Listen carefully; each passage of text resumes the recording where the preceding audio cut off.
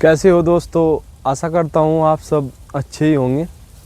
गन्ना बुआई का समय आने वाला है। सभी किसान गन्ना बुआई की अपनी अपनी तैयारी में लग गए हैं। बहुत सी नई वैरायटियाँ भी किसान बो रहे हैं।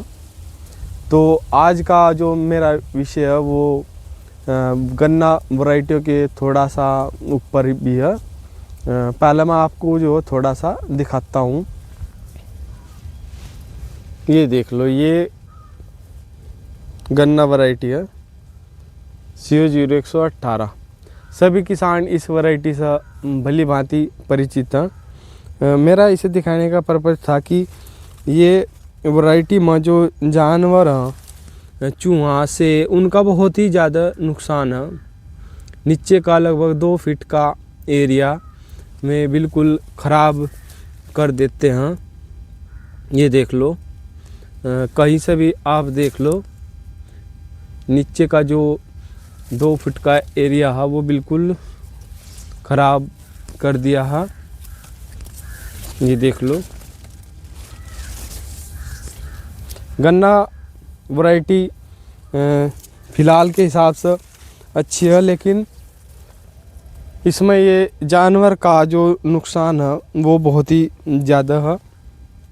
ये देख लो, और टॉप बोरर की भी इसमें समस्या आई हुई है।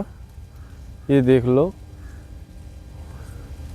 पूरे मेढ़े में केवल 2 ही गन्ने स्वस्थ बने, बाकी में सब में टॉप बोरर रहने की वजह से में छोटे रहेगी।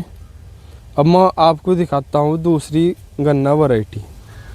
ये हमारा जो लगभग 3 बीघे का खेत है, इसमें ये 1.5 बीघे CO0118 लगी हुई है सारी इधर तक। और यहाँ से ये गन्ना वैरायटी कोलक 14201 शुरू होगी। आप देख लो, ये गन्ना वैरायटी ऐसी गन्ना वैरायटी है जो बहुत किसानों को ये वैरायटी अच्छी नहीं लगी। किसी के यहाँ इसने वजन नहीं दिया, किसी को इसमें बढ़वार कम होने की वजह से इसमें समस्या लगी। लेकिन हमने ये वैरायटी 3 साल से ये वैरायटी हम लगा रहे हैं। थोड़े से बीज से हमने इसकी शुरुआत करी थी, लगभग 2 लाइनों से। आज ये हमारे पास 1.5 बीघा के लगभग ये खड़ी हुई है। तो उसमें से जानवर का समस्या बहुत थी, लेकिन इस वैरायटी में ऐसी कोई समस्या नहीं है। देख लो आप,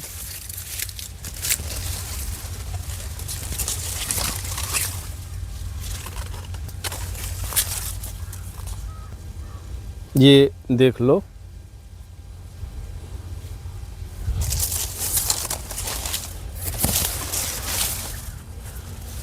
नीचे तो देख लो, इसमें किसी जानवर का कोई भी नुकसान इस गन्ना वैरायटी में नहीं है।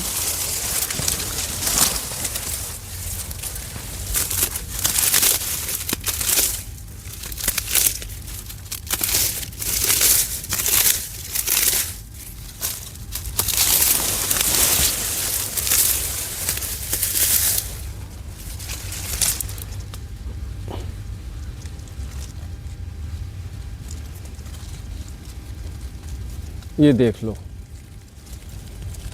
और कोई ज़्यादा टॉप बोरर की समस्या भी इस वैरायटी में मुझे दिखाई नहीं दी। आखिर तक मैं आपको इसमें दिखाऊंगा। देख लो, ये वैरायटी आप देख सकते हैं। मेरा इस वीडियो को बनाने का उद्देश्य ये था कि वैरायटी का जब चुनाव करें तो वो आप अपनी मिट्टी और आपके यहाँ मतलब किस प्रकार का माहौल है जानवरों का, उसके हिसाब से, और आपका प्रबंधन कैसा, उसके हिसाब से ही आप वैरायटियों का चयन करें। अब देख लो, ये वैरायटी बहुत किसानों को ये वैरायटी पसंद नहीं आई, लेकिन जो हमारे यहाँ मेन समस्या उसके हिसाब से ये वैरायटी हमें सही लगी। इसमें फुटाव भी है और एक इसमें गिरने की बिल्कुल समस्या इस वैरायटी में नहीं है और इसमें किसी जंगली जानवर का कोई हमें नुकसान भी नहीं लगा।